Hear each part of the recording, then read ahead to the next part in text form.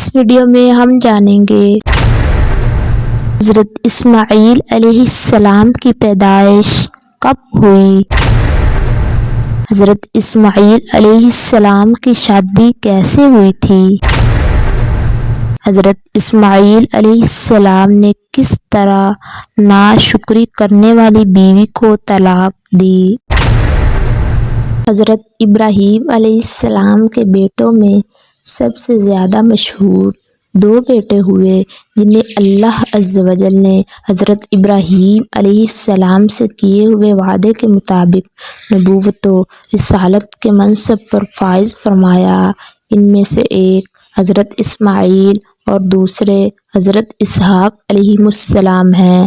حضرت ابراہیم علیہ السلام نے بڑھاپے کی حالت میں اللہ تعالیٰ سے نیک اولاد کی دعا مانگی تو اللہ تعالیٰ نے آپ علیہ السلام کی دعا قبول فرماتے ہوئے حضرت اسماعیل علیہ السلام کو حضرت ہاجرہ کے بطن سے پیدا فرمایا۔ فرمان الہی ہے، ابراہیم نے یہ دعا مانگی، اے میرے رب مجھے نیک بیٹا عطا فرما، پس ہم نے انہیں ایک بردبار بیٹے کی خوشخبری دی۔ جب حضرت ابراہیم علیہ السلام کی عمر 86 سال ہوئی تو حضرت اسماعیل علیہ السلام پیدا ہوئے۔ ابھی آپ علیہ السلام دودھ پیتے بچے ہی تھے کہ اللہ تعالیٰ نے حضرت ابراہیم علیہ السلام کو آپ اور آپ کی والدہ علیہ السلام کو غیر آباد جگہ بیت اللہ کے قریب چھوڑنے کا حکم دیا۔ حضرت ابراہیم علیہ السلام اللہ تعالیٰ کے حکم کی تعمیل کرتے ہوئے آپ اور آپ کی والدہ کو بیت اللہ کے قریب چھوڑ آئے اور کچھ کھانے پینے کی اشیاء بھی انہیں دے آئے۔ جب کھانے پینے کی اشیاء ختم ہو گئی تو حضرت ہاجرہ کو بھی پیاس لگی اور حضرت اسماعیل علیہ السلام بھی پیاسے ہو گئے۔ حضرت ہاجرہ علیہ السلام پانی کی تلاش میں قریبی پہاڑی صفا پر گئی، وہاں کوئی نظر نہیں آیا تو مروہ پر آئی، پھر وہاں پر بھی کوئی نظر نہیں آیا۔ اسی طرح پانی کی تلاش میں انہوں نے 7 چکر لگائے۔ آخر کار حضرت اسماعیل علیہ السلام کی ایڑیوں کی جگہ پر اللہ تعالیٰ نے پانی کا چشمہ زمزم جاری کر دیا۔ جب صحرا میں پانی نکل آیا تو جرہم قبیلے کے لوگ وہاں آ کر آباد ہو گئے۔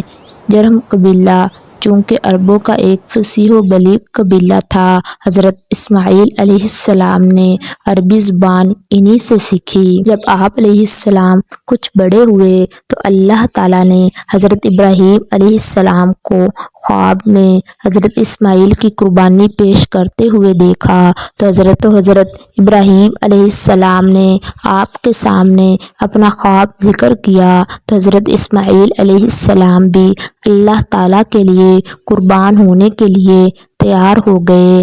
آخر کار اللہ عز و جل نے آپ کی جگہ پر ایک مینڈے کو قربان کروا کر آپ علیہ السلام کی سنت کو بعد میں آنے والوں کے لیے جاری کر دیا۔ حضرت اسماعیل علیہ السلام انتہائی نیک، بڑے صبر و تحمل والے، وعدے کے سچے اور بات کے پکے تھے۔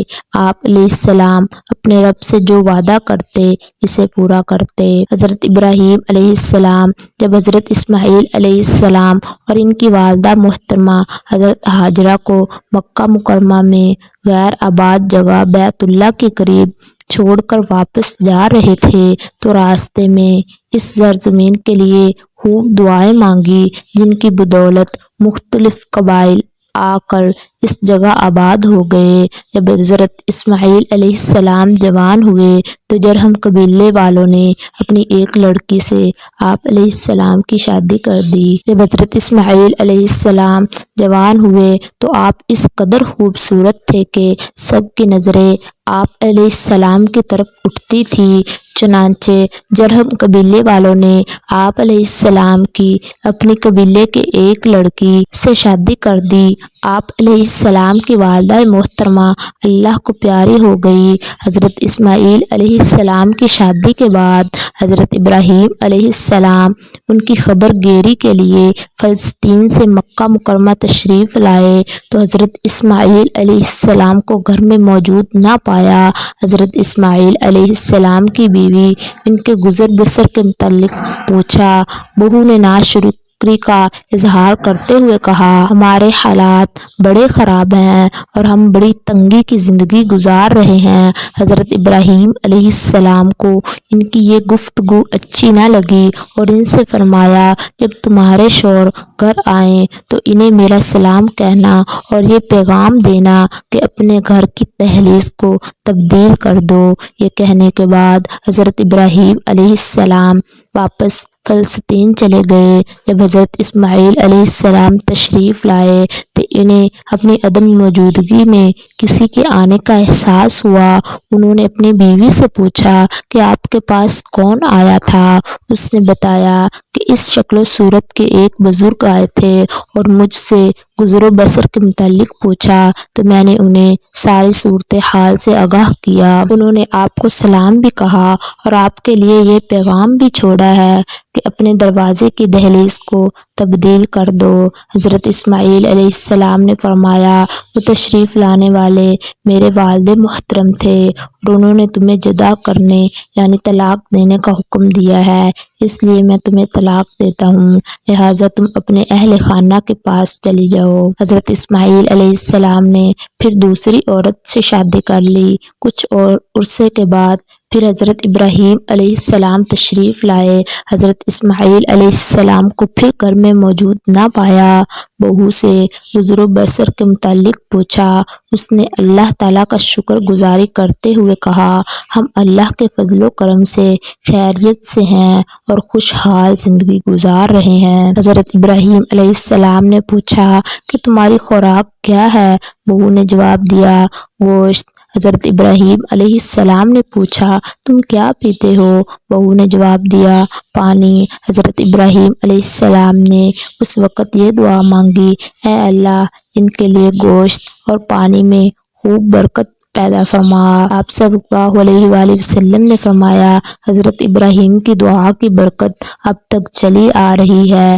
پھر آپ علیہ السلام نے بہو سے فرمایا، جب تمہارے شوہر آئیں تو انہیں میرا سلام کہنا اور یہ پیغام دینا کہ اپنے دروازے کی دہلیز کو برقرار رکھیں۔ یہ کہنے کے بعد حضرت ابراہیم علیہ السلام فلسطین چلے گئے۔ جب حضرت اسماعیل علیہ السلام گھر تشریف لائے تو بیوی سے پوچھا کہ میری عدم موجودگی میں آپ کے پاس کون آیا تھا؟ انہوں نے جواب دیا، جی ہاں، ایک خوبصورت بزرگ تشریف لائے تھے جو ہر اعتبار سے بڑے اچھے لگ رہے تھے۔ انہوں نے آپ کے متعلق پوچھا تو میں نے انہیں آپ کے متعلق بتایا۔